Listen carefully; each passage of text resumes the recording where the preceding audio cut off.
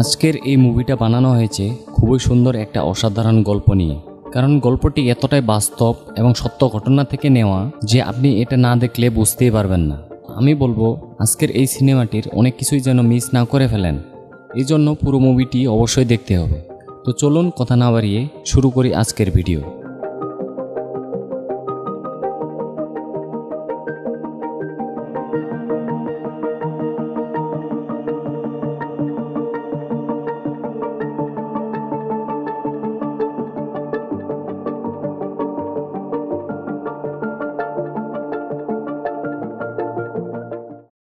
এই গল্পে শুরুতেই একটা অডিও শোনানো হয়। অডিওর মাধ্যমে বোঝা যায় এই মুভিটা বানানো হয়েছে সত্য একটা ঘটনা নিয়ে। শুরুতেই হাসিমা নামের একটা আইল্যান্ড দেখা যায়, যেটা ছিল জাপানিজদের দখলে। কোরিয়ান বিভিন্ন দাসদের দিয়ে গাধার মতো কাজ করানো হতো, তাদের উপর কুকুরের মতো নির্যাতন করা হতো। এখানে একটা কয়লার খনি আছে, আর এই খনি থেকে কয়লা তোলার জন্যই কোরিয়ানদের উপরেই এমন অমানবিক নির্যাতন করা হয়। জাপানিজদের দখলে ছিল এই পুরো এলাকা। এখান থেকে যদি কেউ পালিয়ে যাওয়ার চেষ্টাও করে তাহলে তখনই তার মৃত্যু নিশ্চিত হয়ে যায়। এখান থেকে আজ পর্যন্ত কেউ কোনোদিন পালিয়ে যেতে পারেনি। এখানে একজন জাপানিজ কমান্ডার একটি ছোট্ট ছেলেকে একটা সরু জায়গায় কয়লা খুঁড়তে পাঠায়, কারণ বড় কেউ চাইলেও যেতে পারতো না এই সরু জায়গাটায়। জায়গাটা এতটাই সরু ছিল। ছোট্ট ছেলেটা যখন কয়লা খুঁড়ছিল তখন হঠাৎ করেই এখানে একটা বড় ধরনের বিস্ফোরণ হয়, আর এই বিস্ফোরণের জন্য সমস্ত মাটি তার উপর এসে পড়ে। মাটির নিচে বিস্ফোরণ হওয়ার জন্য তার সেখানেই মৃত্যু হয়ে যায়। এইসব ঘটনার জন্য সেখানে কাজ করা সবাই খুবই হতাশ হয়ে পড়েছিল। তবে জাপানিজদের এতে করেও কিছু যায় আসে না। তারা ছেলেটির লাশটাকে কোনো রকমে সংগ্রহ করে তার পরিবারকে দিয়ে দেয়। আর এখানে জানা যায় যে ছেলেটির পুরো পরিবারই এই কয়লার মাইনে কাজ করে, আর তার পুরো ফ্যামিলির উপরেও এমন অত্যাচার করা হয়। সিন শিফট হয়ে চলে আসে ইয়ন নামের একটা লোকের কাছে। তাকে কোরিয়ানরা তাদের লিডার মনে করে। এখানে তিনজন বাচ্চা ছেলে এসে তাদের সাথে দেখা করে। তারা সবাই মিলে একটা প্ল্যানিং করা শুরু করে। তারা প্ল্যানিং করছে এখান থেকে পালিয়ে যাওয়ার, যাতে করে তারা বাইরে গিয়ে কাউকে অন্ততপক্ষে এই খবরটা দিতে পারে যে তাদের উপর এখানে এরকম নির্যাতন করা হচ্ছে। ইয়নের কথা শুনে তিনজনই তো পালাতে রাজি হয়ে যায়। তবে যখন তারা পালিয়ে যাওয়ার চেষ্টা করে তখন দুর্ভাগ্যক্রমে মাঠের মধ্যেই একজনকে একটা সোলজার দেখে ফেলে, আর সাথে সাথেই সেখানে তাকে গুলি করে মেরে ফেলে। পরবর্তীতে বাকি দুজন ছেলে কোনো রকমে সমুদ্র পর্যন্ত চলে আসে, কিন্তু যখন তারা সমুদ্র পাড়ি দিচ্ছিল তখন একটা নৌকার কিছু লোকজন তাদেরকে ধরে ফেলে, আর তাদের দুজনকেই সেখানেই মেরে ফেলা হয়। দৃশ্য আবারও পরিবর্তন হয়ে কোরিয়াতে চলে আসে। ছোট্ট একটা বাচ্চা সোহি আর তার বাবা লি, তারা এখানে একটা পার্টিতে ডান্স করছিল। লি আসলে একটা ব্যান্ড পরিচালনা করে, তার সাথে তার মেয়ে সোহিও ব্যান্ডের সাথে নাচ করছিল। লি ছিল খুবই চঞ্চল স্বভাবের, তাই এখানে থাকা সবাই তার পারফরমেন্স পছন্দ করে। এই সময়টা হচ্ছে দ্বিতীয় বিশ্বযুদ্ধের সময়, আর এইখানে যারাই এই পার্টিতে অংশগ্রহণ করেছে তারা সবাই সোলজার বা সৈনিকে ভর্তি হওয়ার জন্য যাবে। মূলত তাদেরকে সম্মাননা দেওয়ার জন্য এই অনুষ্ঠানের আয়োজন করা হয়েছে। লি কমান্ডারের ওয়াইফের সাথে একটু ফ্লার্ট করার চেষ্টা করে, এজন্য সে আর সেখানে বেশি সময় থাকতে পারে না। এই জন্য কমান্ডার সোলজারকে পাঠায় তাকে ধরে ফেলার জন্য।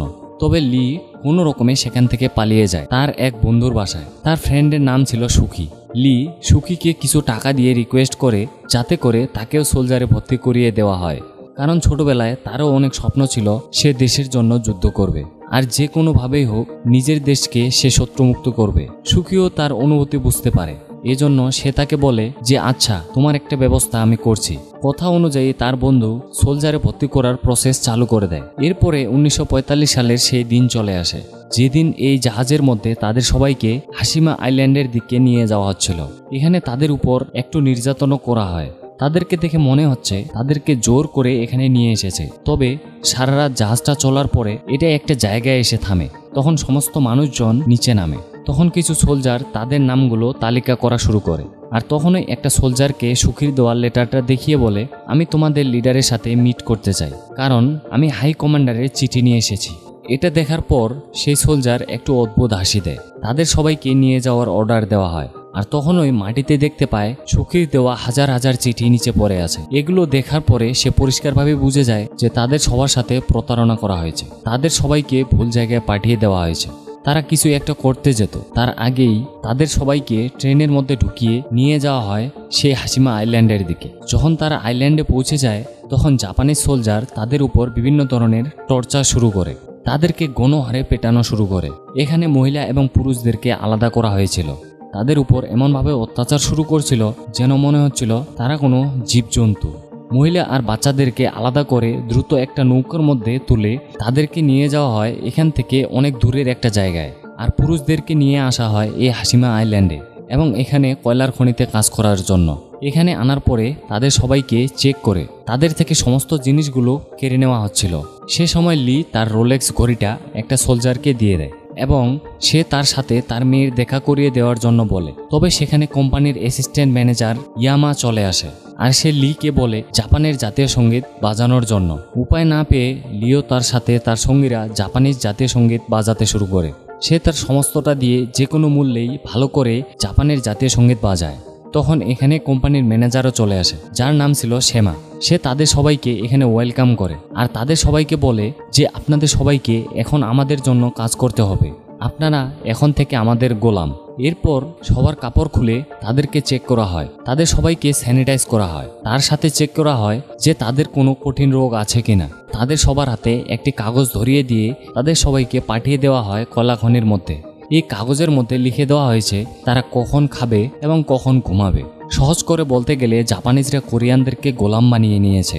আর অন্যদিকে মহিলাদেরকে নিয়ে আসা হয় একটা স্পেশাল জায়গায় যেখানে সমস্ত মহিলারা মিলে জাপানিজ সোলজারদেরকে বিনোদন দিত।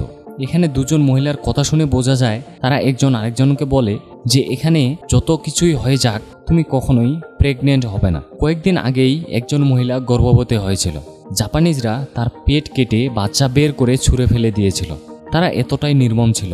এদিকে যখন পুরুষরা খাবার খাওয়ার জন্য আসে তখন তারা দেখতে পায় তাদের স্যালারি থেকে টাকা কাটা সত্ত্বেও তাদেরকে খাবার দেওয়া হয় নষ্ট খাবার। পরদিন সকালে তাদের সবাইকে রেডি করে নিয়ে আসা হয় কয়লার খনির মধ্যে যাতে করে তাদেরকে দিয়ে কাজ করানো যেতে পারে। তারা যখন যাচ্ছিল তখন একজন সেখানকার কর্মচারী তাদেরকে পেটানো শুরু করে, কারণ তারা অনেক ধীরে ধীরে এগোচ্ছিল। চই নামের একটা ছেলের কাছে এগুলো অসহ্যকর হয়। আসলে চই ছিল কোরিয়ান একজন গ্যাংস্টার, এই জন্য তার মাথা একটু বেশি গরম ছিল। সে সিদ্ধান্ত নিয়ে ফেলে যে কোনো মূল্যেই সেই কর্মচারীকে সে পিটিয়ে ছাড়বে। তারা সেখানে মারামারি করা শুরু করে দেয়। তবে তখন এখানে তাদের বস চলে আসে এবং চই তাকে বলে যে সে এখানকার ওই কর্মচারীর পদে নিযুক্ত হতে পারবে কিনা। বসও তার সাহস দেখে আগের কর্মচারীকে বের করে দেয়। তাদের মধ্যে হওয়া শর্তের মধ্যে এখন চই হয়ে গেছে এখানকার সবার লিডার। যদিও একজন কোরিয়ান বলে যে চই হচ্ছে একজন কোরিয়ান গ্যাংস্টার, সে আমাদের মধ্যে একটা দ্বন্দ্ব তৈরি করতে চায়। তবে এখানে থাকা লোকজন কেউ তার কোনো কথায় পাত্তা দেয় না। এইদিকে শেমা তার কিছু লোকজন নিয়ে খাবার খাচ্ছিল আর এখানে সহিও ছিল। তবে এখানে যখন তারা বসেছিল তখন একটা লোক একটা গান প্লে করলে সহি দৌড়ে স্টেজে গিয়ে বলে যে এই গানটা আমার গান, এটা আমার বাবা বানিয়েছে। তবে শেমা তার কোনো কথাই বুঝতে পারছিল না। এখানে অন্য একজন মহিলা তার কথাগুলোকে তাদের ভাষায় ট্রান্সলেট করে দেয়। এটা শুনে শেমা অনেক খুশি হয়ে যায়। সে লি আর তার গ্রুপকে এখানে ডেকে নিয়ে আসে, কারণ এখন প্রত্যেকটা ফাংশনে শেমা লি আর তার গ্রুপকে দিয়ে বিভিন্ন রকমের অনুষ্ঠানের আয়োজন করাবে। এদিকে পার্ক নামের এক এজেন্টকে দেখা যায় যাকে কোরিয়ান গোয়েন্দা সংস্থা ইয়নের ছবি দেখিয়ে তাকে এখান থেকে মুক্ত করার দায়িত্ব দিয়েছে।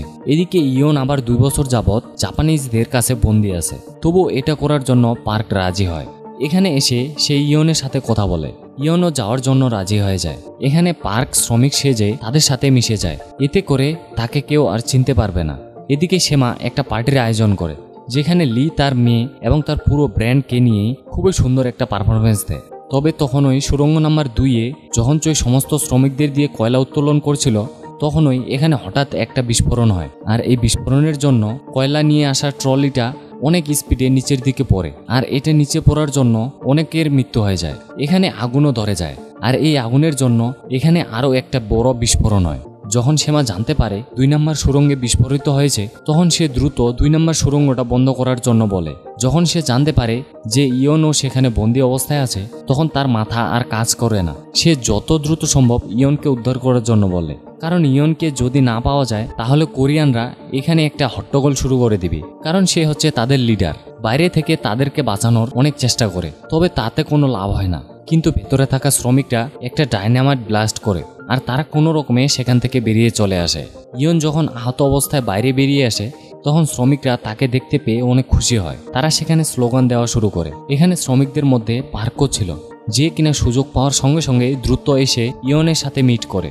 পার্ক বলে আমাকে কোরিয়ান গোয়েন্দা সংস্থা তোমাকে উদ্ধার করার জন্য পাঠিয়েছে, তবে কোরিয়ান জাহাজ নিয়ে আসার জন্য আমার একটা টেলিগ্রাফের দরকার। আর এটা শোনার পর ইয়নও ফাইনালি টেলিগ্রাফ কিভাবে পেতে পারবে সেই প্রচেষ্টাই শুরু করে দেয়। এখন যেহেতু পার্ক জানে এই কাজটা লি করতে পারবে, সে লিয়ের সাথে দেখা করে তার কাছে সে রুমের চাবি চায়। লিয়ের কাছে এক অফিসারের রুমের চাবি আছে। সেই রুমের মধ্যে সে তার ব্যান্ডের জিনিসপত্র রাখে, আর সেই রুমের মধ্যেই একটা টেলিগ্রাফ আছে। তবে লি তাকে কারণটা জিজ্ঞেস করে, তখন পার্ক তাকে সত্যি সত্যি সমস্ত ব্যাপারগুলোও বলে দেয়। এটা শোনার পর লি বেশ অবাক হয়, তবে সে একটা শর্ত দেয়। সে বলে যে তাকে এবং তার মেয়েকেও তাদের সঙ্গে করে নিয়ে যেতে হবে। এটা শোনার পরে পার্ক তখন রাজি হয়ে যায় এবং লি সেই অফিসারের রুমের চাবিটা দিয়ে দেয়। সেটার একটা ডুপ্লিকেট চাবি তারা বানিয়ে পার্ক এই রুমের মধ্যে আসে। সে কোরিয়ান আর্মিদের কাছে সাহায্য চায়। যখন সে একটু ভালো করে খোঁজাখুঁজি করে, তখন সেখানে কোরিয়ান কিছু ব্যাংক অ্যাকাউন্টের ডিটেলস পেয়ে যায়, যেগুলো পাওয়ার পরে সে পুরোপুরি হতবাক হয়ে যায়। তবে তখনই এখানে শত্রুদের প্লেন তাদের উপর দিয়ে যাওয়া শুরু করে। সবাই প্রচণ্ড ভয় পেয়ে বাংকারের মধ্যে লুকিয়ে পড়ে, কারণ যে কোনো সময় তারা বোমা হামলা করতে পারে। এই সুযোগকে কাজে লাগিয়ে পার্ক চলে আসে ইয়নের কাছে। সে তাকে অনুরোধ করে তাকে একটা রুমের মধ্যে নিয়ে আসে। সেটা একটা স্পেশাল রুম ছিল, সেখানে কোনো সোলজারের প্রবেশ নিষিদ্ধ ছিল। এখানে পার্ক ইয়নকে বলে যে আমি তোমার সমস্ত পরিকল্পনা জেনে গেছি। এখানে যখন কোনো শ্রমিকের মৃত্যু হয়, তখন তার অ্যাকাউন্টে যে পরিমাণ টাকা জমা হয়েছিল সেগুলোর অর্ধেক তুমি নিয়ে নাও আর অর্ধেক সেমা নিয়ে নেয়। তবে এটা শোনার পর ইয়ন একটু বেশি অবাক হয়। সে নিজেকে বাঁচানোর জন্য মিথ্যে কথা বলে। সে বলে যে আমাকে ফাঁসানোর একটা পরিকল্পনা করা হচ্ছে, কিন্তু পার্ক তাকে গান পয়েন্টে রাখে। সেখানে লি এবং তার মেয়ে সহিও ছিল, তারা তাদের কথাগুলো শুনে ফেলেছিল। তবে তখনই এখানে শত্রুরা একটা বোমা হামলা করে দেয়, আর এই বিস্ফোরণের মধ্যে পড়ে সীমানাকের এখানেই মৃত্যু হয়। আর অন্যান্য জাপানিজরা নিজেদেরকে বাংকারের মধ্যে বন্ধ করে কোরিয়ানদেরকে বাইরে রেখে দেয় মৃত্যুর জন্য। আর এই সুযোগটা পেয়ে এখান থেকে ইয়ন পালিয়ে যাওয়ার চেষ্টা করে, আর জো নামের একটা লোক তাকে সাহায্য করা শুরু করে। তবে একটু সামনে যাওয়ার পর ইয়ন তাকেও মেরে ফেলে, কারণ সেও সেই ব্যাংক অ্যাকাউন্টের ডিটেলসগুলো দেখে ফেলেছিল। পুরো ক্রাইমটা ঘটে যায় লি আর তার মেয়ে সোয়ের সামনেই। তখনই তাদের কাছে একটা বড় অফিসারের কল আসে, যে তাকে বলে হিটলারের মৃত্যু হয়ে গেছে। আমেরিকানরা হিরোশিমাতে একটা ভয়ঙ্কর বোমা হামলা করে ফেলেছে, আর সেই বিস্ফোরণের কারণে অনেক নিরীহ মানুষের মৃত্যু হয়েছে। তবে তখন এমাডা বলে সেমা এখনো জীবিত অবস্থায় আছে, সে খুবই গুরুতর অবস্থায়। সেই অফিসার তাকে বলে তুমি তাকে এখনই খুন করে তুমি ওখানকার লিডার হয়ে যাও। আর এই জন্য সে আর কোনো সময় নষ্ট না করে দ্রুত গিয়ে সেমাকে গলা চেপে হত্যা করে। পরদিন সকালবেলা সমস্ত জাপানিজরা একটা স্ট্রাইক করে দেয়, কারণ তাদের দাবি হচ্ছে সমস্ত কোরিয়ানদের বাড়ি পাঠিয়ে দেওয়া হোক। এখানে জাপানিজ একটা ছোট্ট মেয়েকে একজন কোরিয়ান জোর করে রেপ করে খুন করেছে, যদিও এটা সত্যি ছিল না। আসলে একটা কর্মচারী জোর করে একটা ছোট্ট মেয়ের সাথেই এটা করে এবং অন্য একজন কোরিয়ানের উপরে দোষটা চাপিয়ে দিয়েছে। কিন্তু এই ব্যাপারটা নিয়ে কোনো তদন্ত বা সাক্ষী প্রমাণ ছাড়াই এখান থেকে দ্রুত চোইকে গ্রেপ্তার করা হয়, যাতে করে জাপানিজরা তাদের স্ট্রাইক বন্ধ করে। একটু পরে ইয়ামাডা ইয়নকে একটা রুমের মধ্যে ডেকে অফার করে যে তুমি যেই টাকাগুলো আজ পর্যন্ত কামিয়েছো, শ্রমিকদের হকের টাকাগুলো যে তুমি মেরে দিয়েছো, সেখান থেকে অর্ধেক টাকা তুমি নাও আর অর্ধেক আমাকে দিয়ে দাও, তাহলে আমি তোমাকে এখান থেকে বের করে দিতে পারি, তুমিও এখান থেকে মুক্ত হয়ে যাবে। আর এখানে কিভাবে শ্রমিকদেরকে হ্যান্ডেল করতে হয় সেটা সম্পূর্ণ আমি নিজে দেখব। তুমি আমেরিকানদের গিয়ে বলবে যে আমরা এখানে কোরিয়ানদের সাথে খুব ভালোভাবে দেখাশোনা করি, তাদের প্রাপ্য মজুরি আমরা দিয়ে দেই, কিন্তু কোরিয়ানদেরকে কিভাবে খনির মধ্যে পুঁতে রাখা হয় সেই ব্যাপারটা সম্পূর্ণ আমি দেখব। এই কথাগুলো শোনার পরে ইয়ন কোনো প্রশ্ন না করে তার কথায় সরাসরি সে হ্যাঁ বলে দেয়। তবে উপর থেকে পার্ক আর সহি তাদের সমস্ত কথাগুলো শুনে ফেলে। একটু পরে যখন ইয়ন সমস্ত শ্রমিকদেরকে এসে প্রতিশ্রুতি দিচ্ছিল যে তোমাদেরকে ভালো ভালো খাবার দেওয়া হবে এবং তোমাদের পরিশ্রমের টাকা দিয়ে দেওয়া হবে, তখন পার্ক এসে সবাইকে না করে। সে বলে যে এই লোকটা সমস্ত কথাগুলো মিথ্যা। তখন লি এসে তাদেরকে সেই চেকগুলো দেখায়, আর অন্য দিক থেকে সহি এসে তাদেরকে হিটলারের মৃত্যুর খবর দেয়। এই সমস্ত ব্যাপারটা শোনার পরে যখন ইয়ন পালিয়ে যাওয়ার চেষ্টা করে, তখন সমস্ত শ্রমিকরা তাকে ঘিরে ফেলে, আর পার্ক ও তার খেলাটা এখানে শেষ করে দেয়।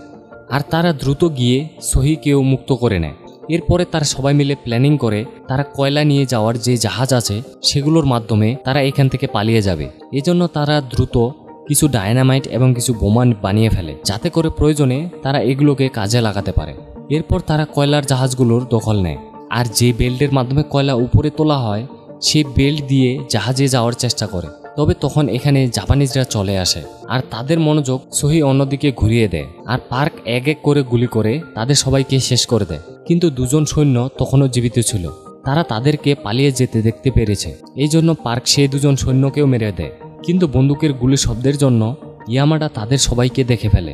এজন্য সমস্ত সোলজারকে তাদের পেছনে লাগিয়ে দেয়। আর তখন সোলজারদেরকে নিয়ে জাপানিজদের সাথে মোকাবেলা করতে গেলেও অন্যদিকে যে রশিটার সাহায্যে তারা জাহাজে উঠছিল সেই রশিটাই ছিঁড়ে যায়। এজন্য তারা আর রশির মাধ্যমে জাহাজে উঠতে পারছিল না। এজন্য তারা সবাই বেল্টের উপরে উঠে পড়ে।